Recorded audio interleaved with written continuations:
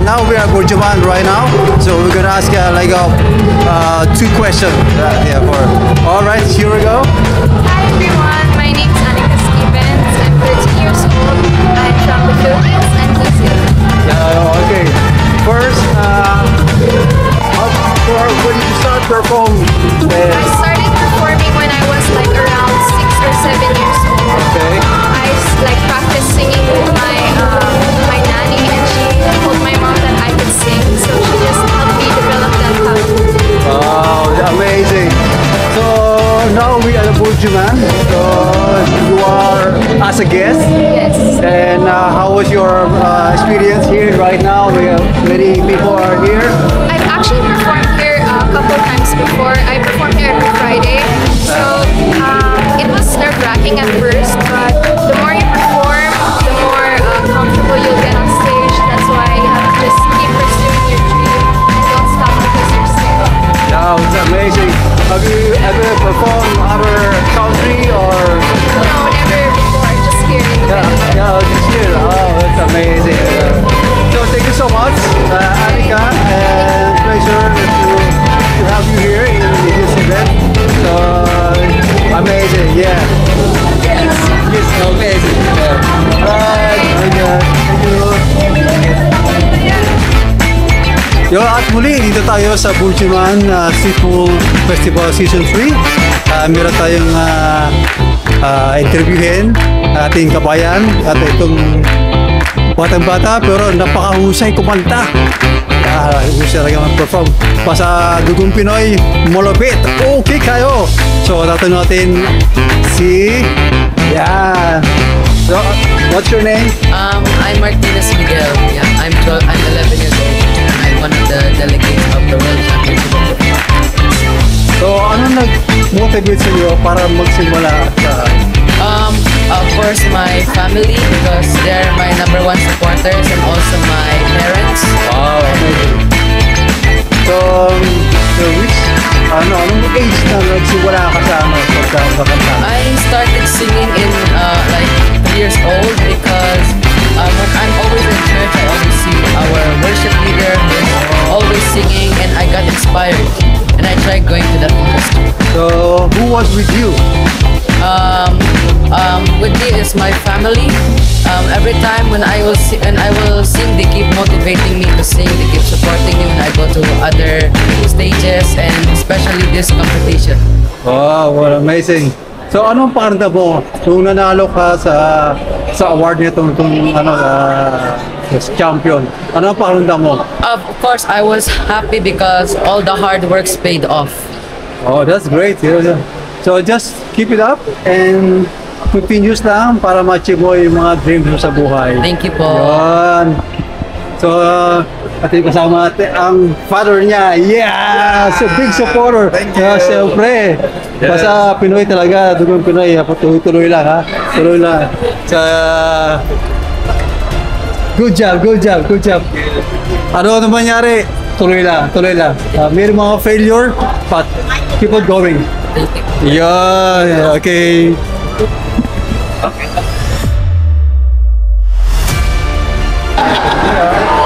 And yes, okay kayo. Dito kami sa Burjuman Festival Street Food Season 3. So meron tayong interview ngayon ang ating kabayan na taga Mindanao. Malulupit talaga to, mga kabayan natin, Dugong Pinoy. Pure na pure. So di natin patatagalin pa ang ating kabayan na dancer dito. So talon natin bago natin malaman ang kailang mga next step. Ito ka. Yeah, ito yung kabayan. Yo, what's up? We are Eyes and Feet. I'm JR. My name is Ryan. And we're competing for W Copa for 2025. We're representing UAE. We're from Philippines. We're Dogo. So, we'll start our crew here this last year. So, magkakatrabaho kami para sa Mindanao, taga Mindanao kami. Me from Jensan and me from Miligan City. So, I have my crew also in Jensan, Exquisite. Sa mga tropa ko dyan. And shout out din sa grupo ko, Deep Avenue. Yan. boot group namin, nag-represent na kami ng Pilipinas in Australia. So nakita kami dito sa Dubai.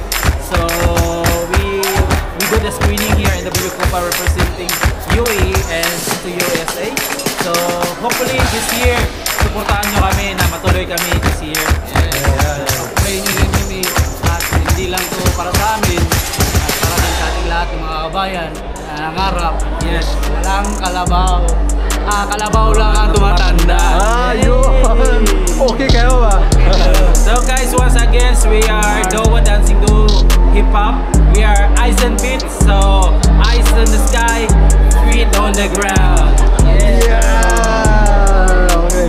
So ito ang ating supportahan na ito ang ating kabayan. Yeah. Pero panoorin nyo. So, Subscribe din kay Kuya. subscribe. Oo. So, sa akin page, Eyes and Feet. Eyes and Feet. Okay, simulan mo na. Eyes and Feet. Shoutout din sa Monkey Apparel. Yes, Yun. episode nga pala namin. Yes. Sponsor, yan. Sana magkita-kita kayo ulit ng Yeah. mga apparel ng Ayan, mga oh. yan. Ayan. Yang di apparel. Sama pa. MNKY Events, Monkey Group Dance Community here in Yes. Dubai. Thank you, Tita Rox and JP. Yes. Okay. Now we are here in Burjuman and Street Food Festival Season 3. So we have a champion here. We're gonna ask a couple of questions. His name is Craig Fernandez. So I'm gonna ask him. Now he is here now. So please introduce yourself. Hello, my name is Craig Fernandez. I'm 13 years old and I like to play the trumpet. So when did you start as a musician? Well, first when I was small, I was really into music. So my parents got me first a violin. Oh, okay. Then in my home country, there used to be a lot of people performing trumpet, playing trumpet everywhere. So I asked my parents one day and they said, I'm too small. So once I grow a bit big, that time I can play. Yeah, So yeah. now when I became 8 years old, for Christmas I got a present that was trumpet. Wow, what amazing! So, what about when you won as a champion in the United States and you are a representative of UAE? So how was it feel? It was a great feeling, a lot of learning, at the same time a lot of fun. I'm feeling extremely proud to be the champion of the world in junior instrumental. All the hard work has been paid off and the journey was amazing. It was a great experience. So here you are performing in the Burjuman Festival Season 3. Yes. So how do you feel when people supporting you as an artist? So how is it feeling? Feels amazing. It feels very nice when people are enjoying my music. It makes me really happy. Wow, amazing. So thank you so much, Craig Fernandez, and good luck and keep it up. Thank you. And keep it going, your dreams. Amazing. So let's take a selfie. Alright, dito tayo sa Burjuman sa Street Food Festival Season 3 at meron tayo ulit tatanungin na ating kabayan, Dugong Pinoy, yan, ng pambato ng ating Pilipinas. Siyempre, sila yung representative ng UAE. So, hindi natin patatagalin pa. Ito na si Magina. Okay, let's... Hello! Yun. Ako si JP. We are the mother and son. Mother and son. So, kailan ka nagsimula sa pag-perform? Actually, since bata pa sila, I already molded them to be a musician.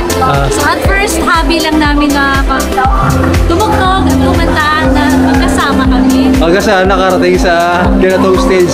So, since you are, nanalo kayo ng world champion sa US, so anong pakiramdam nyo sa experience na, siyempre maraming nanonood sa inyo. Yeah. Tsaka first time yung sumali na ganito. So, anong pakiramdam nyo? Anong nag-motivate sa'yo para pag-uti?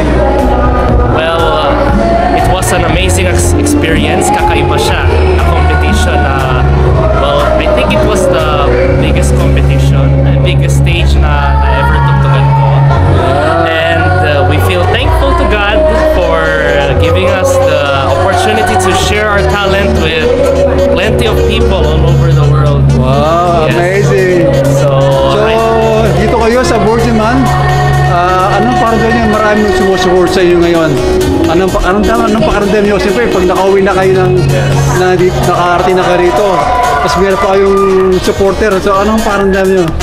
Well, yes, well, the support and the love, yun yung nag-motivate sa amin din. Isa din yun sa mga nag-motivate sa amin sa pag-competition. So, that's why meeting them again, all of our supporters and our families and friends.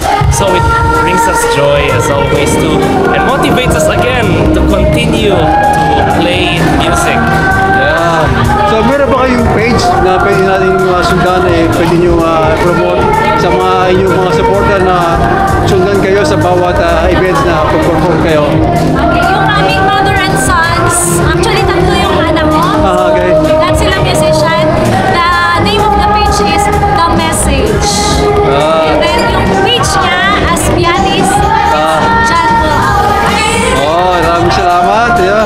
Talaga naman, basta ang Pinoy, malapit, dugong Pinoy, hindi mapapatalo, di ba? Okay kayo. Kasi ako pala, sakay sa atin.